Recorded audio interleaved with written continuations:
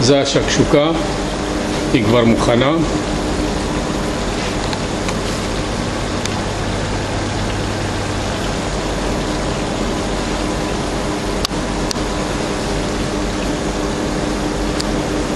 נראה טוב.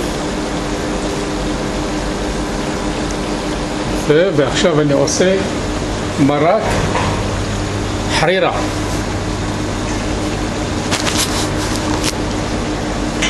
מרק חרירה, שמים מים רותחים, שמים חומוס אחרי שמשרים אותו,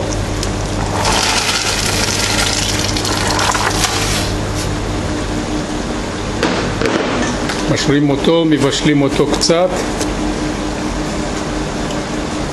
עדשים כנ"ל אותו דבר,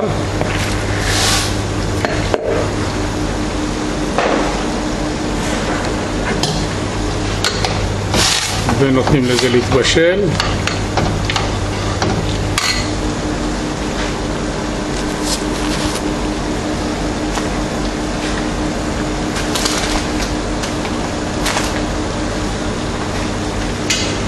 שמים תבלינים שיש מלח, פלפל שחור, אבקת מרק, מערבבים את הכל ביחד, שמים את זה, בוחשים קצת, עדים בקושי רואים,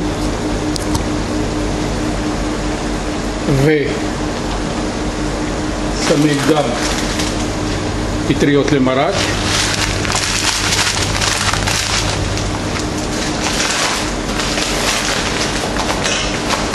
מאוד אני גם מצלם וגם שם פטריות למרק.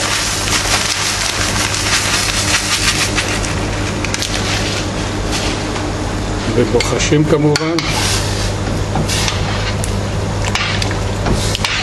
דרך אגב, החומוס כבר כמעט הכל מוכן, כי בשלתי אותו לפני כן. כנ"ל העדשים, שמתי אטריות ולימון סחוט, חייב לימון בחרירה, ושוב בוחשים שזה יתערבב בהכל.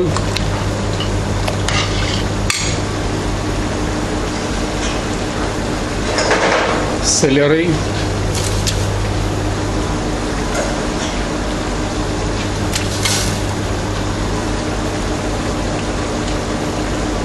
ופריטוזיליה, כוסברה ושמיר,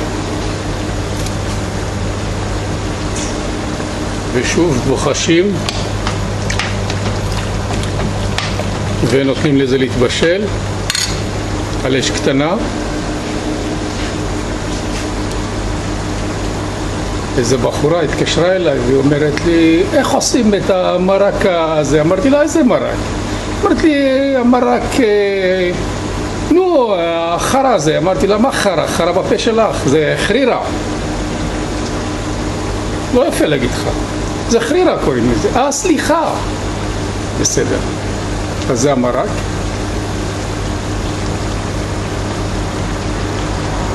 נותנים לזה להתבשל לאט לאט.